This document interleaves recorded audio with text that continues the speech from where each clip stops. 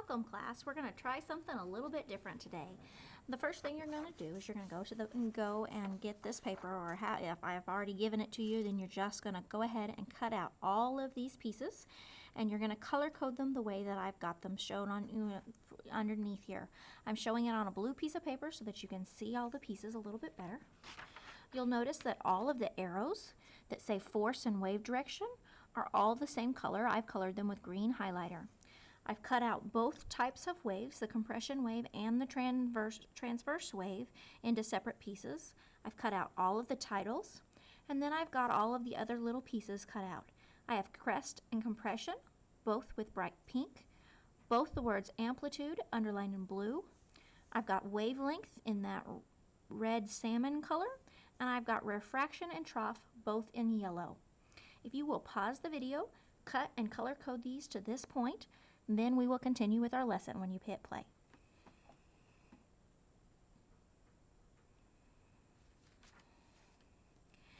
Alright, the next thing we're going to do after you have all of these color coded is to actually start putting our notes together and discussing what's going on here.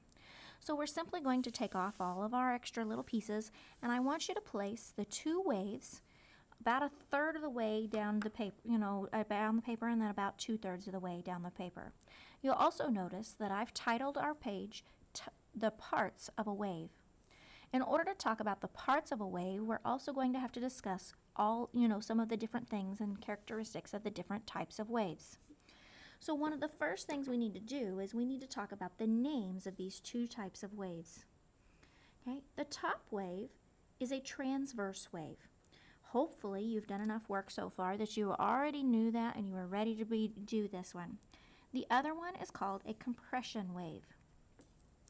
Okay. Whenever we're talking about these compression and transverse waves, there's a few other things that we need to discuss and consider. One is how these waves are created. Waves are created when matter is moving. Both of these are mechanical waves, which means they are going to be moving different types of matter. Electromagnetic waves we will get into later, and you will understand what those are as we go through some of those other ones at different points. But for right now, we're going to be talking about mechanical waves where we're actually moving matter. So in order to get matter to move up and down like this and move out in this direction, we're going to have to do a couple of different things.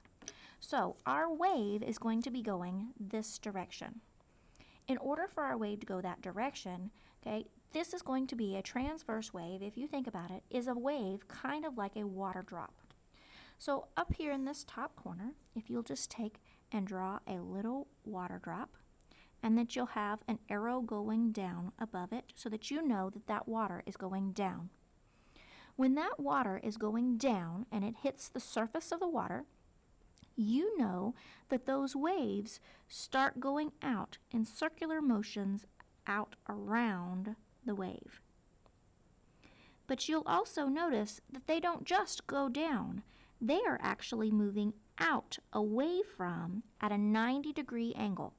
So if you look, it's actually going at a 90-degree angle from the direction of the force. So on that water droplet, if you'll just take on this one and go ahead and put your force over here, and then if you will just simply write that it is at 90-degree angles.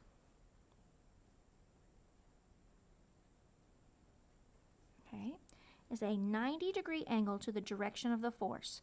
The water droplet is coming down and hitting the water, and the force, the wave, actually goes at a 90-degree angle to that direction of what it actually is.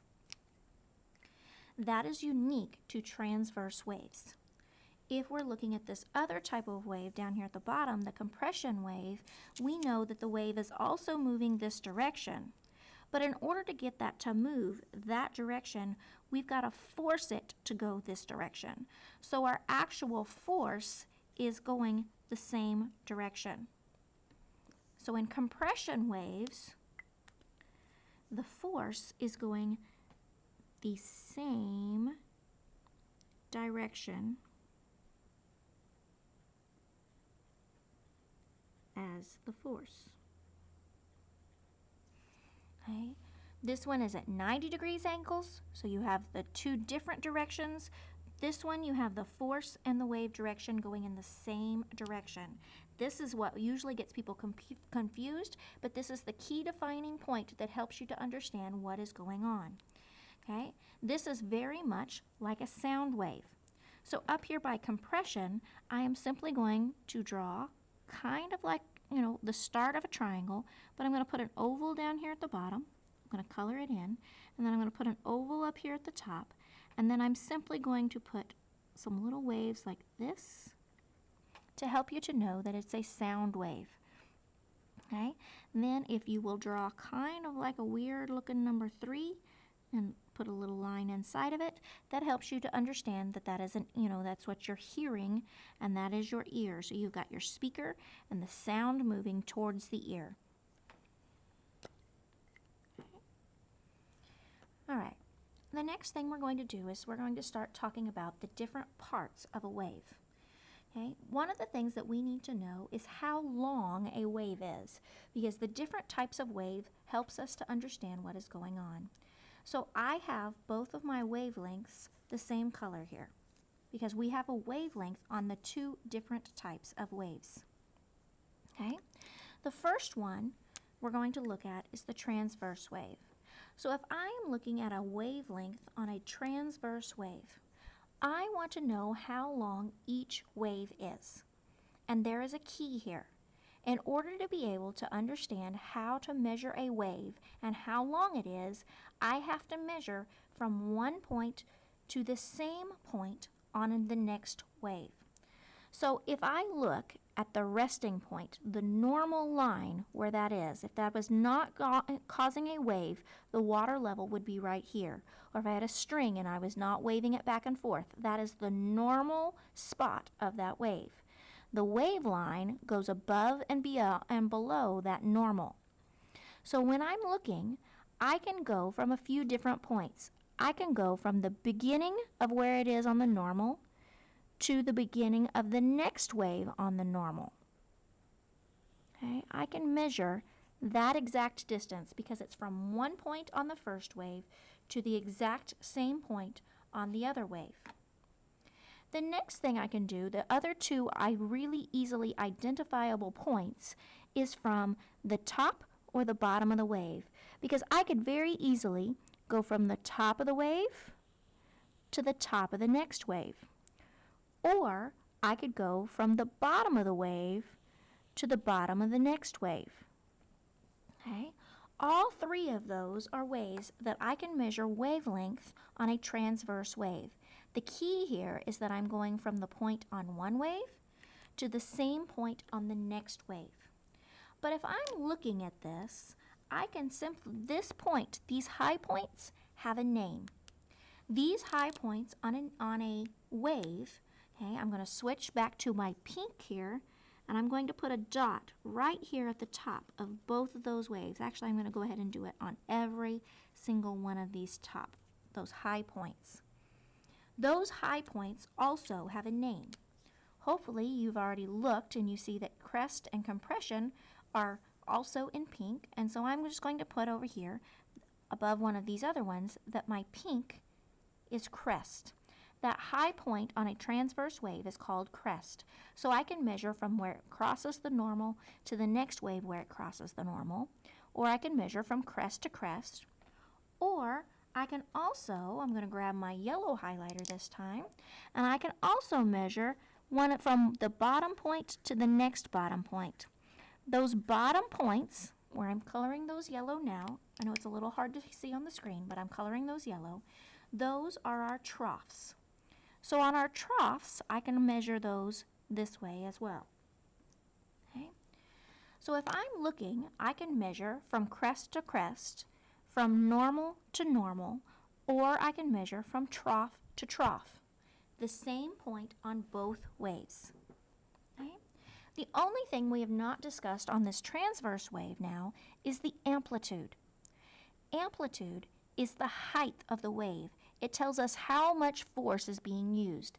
If I use more force, then the wave is actually going to go higher, so it would create a taller wave, and it would also cause a lower trough. When those waves get bigger, something to know is that the distance but how high and how low a wave goes is the same from the normal. So when I'm looking at amplitude, which is the one I have not used, I'm going to set my amplitude right down here. There's a couple different ways that I can do this. Because I'm using the blue, I'm going to show you a couple different things. We can measure from the normal, because that's where the normal is. So in order to see how high a wave is going, I have to measure from that point. And I can measure all the way up to the crest. That is one way that I can measure the amplitude. The other way that I can measure the amplitude is to measure from the normal down to the bottom of the trough. So I can measure all of that point. Okay. I'm either going to measure from here to here or here to here in order to measure that amplitude, because that's going to tell me how much power there is in the wave. Okay. The other thing that I can look at, okay, that gives me all of those points on that wave. If I look at the bottom wave, the compression wave, I can also think about this a few different ways. This is going along the wave. Okay, if you think about a slinky, you're going along the length of a slinky, you're going along the path. This is also called a longitudinal wave. Longitudinal waves and compression waves are the same thing. And these have basically the same parts, but we have to look at them a little bit differently since they're different shapes. Okay? So the first thing we're going to talk about is just the parts that we see on this wave. Some of the things that you can see are these areas in the wave where they are all pushed together. Okay? Where that is all pushed together is called a compression. Okay? The compression is kind of like the crest. It is that high point.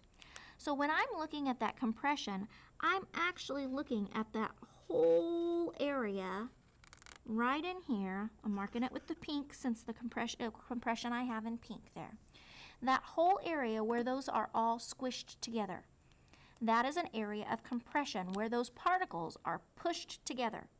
When those particles push together, they want to push on through the rest of the thing, and when they do that, when they push past, they're actually going to stretch the ones behind them, and those are stretched out, causing your low point of your wave essentially.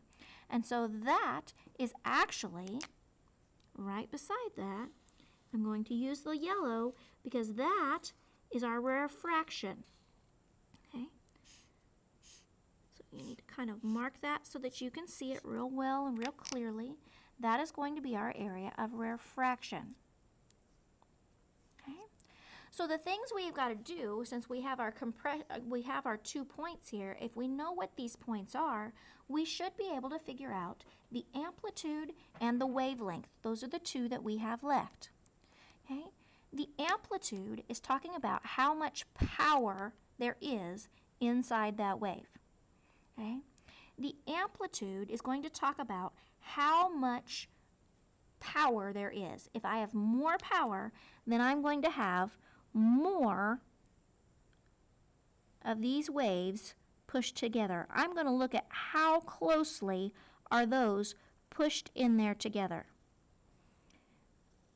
Okay? I'm going to basically count to see how many there are inside there to figure out and look how closely together are those to find my amplitude. Okay? The other thing that I'm going to have to do is I'm going to have to measure that wavelength. Like a transverse wave, you have to find one point on the wave and measure to the exact same point. So when I'm doing that, I can measure a few different things. I can measure the beginning of a wave, of a compression, to the beginning of the next compression. Okay, that is one way. I can also measure from the beginning of a rarefaction or where it's spaced out, okay, and I'm actually going to have to go backwards on this one. If I'm measuring from here, I can't really see that on this next one, but I can see it on this one. So I'm going to actually measure it right here. I'm going to find the same point on the wave before that. Okay, I can't really do from the normal because in this wave, I don't really have a normal. I don't have a normal spot where it's not pulled apart or pushed together. So I can't really do that location on here. And so that is how I'm going to measure these wavelengths. Okay.